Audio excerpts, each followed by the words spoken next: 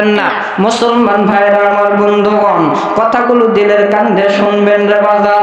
এ মুসলমান ভাই যান, আপনি আমি কুদরতি মাধ্যমে আল্লাহ তাআলা দুনিয়ার বুকে আপনাকে আমাকে পাঠাইছি।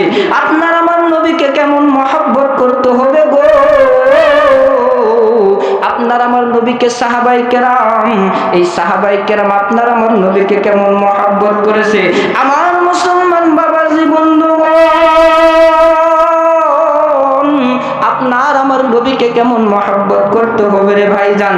হযরতে সাহাবী, একদিন তোর সোনার শরীরে থাকবে না রে হার,